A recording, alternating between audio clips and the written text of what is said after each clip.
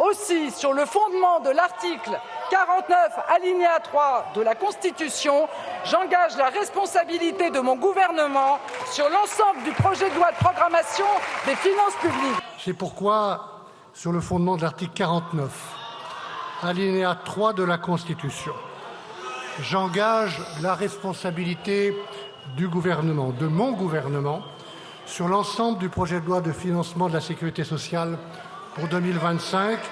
Sur le fondement de l'article 49, alinéa 3 de la Constitution, j'engage la responsabilité du gouvernement sur l'article liminaire et la première partie du projet de loi de financement de la sécurité sociale pour 2025.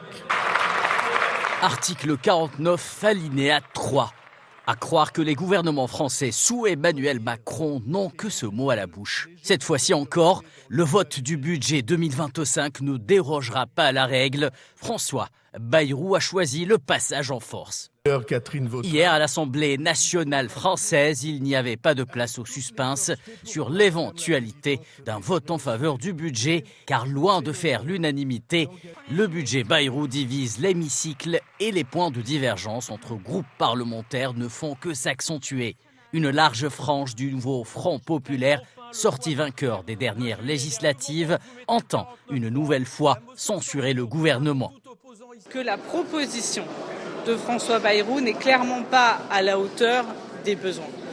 C'est pourquoi, après réflexion, après discussion, le groupe écologiste et social votera la censure. Nous entendons les inquiétudes sur le fait qu'il n'y ait pas de budget. Nous disons, regardons la situation de manière globale. Nous avons une augmentation du chômage et des annonces de plans de licenciement partout en France. Nous avons des impacts catastrophique du dérèglement climatique et je pense particulièrement à nos compatriotes de Mayotte, mais aussi en Ille-et-Vilaine qui subissent en ce moment même les conséquences de ce réchauffement climatique. Nous avons une explosion de la pauvreté et un État qui est de moins en moins en capacité de jouer son rôle de protection.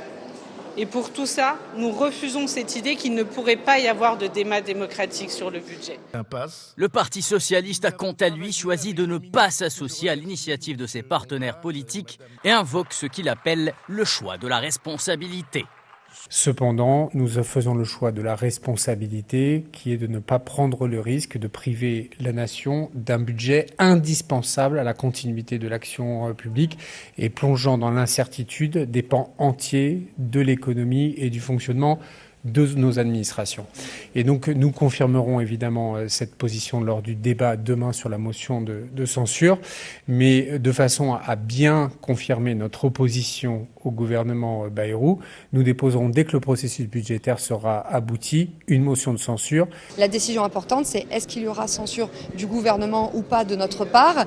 La seule question que nous allons nous poser, c'est qu'est-ce qui est le moins mauvais pour la France et les Français? Est-ce que c'est de laisser passer un mauvais budget ou est-ce que c'est de censurer un mauvais gouvernement? Un vote de la motion de censure par le Rassemblement national équivaudrait à un nouvel échec politique pour Emmanuel Macron, dont le sort est désormais suspendu entre les mains de l'extrême droite, ses 125 députés et ses lubies identitaires, xénophobes et racistes.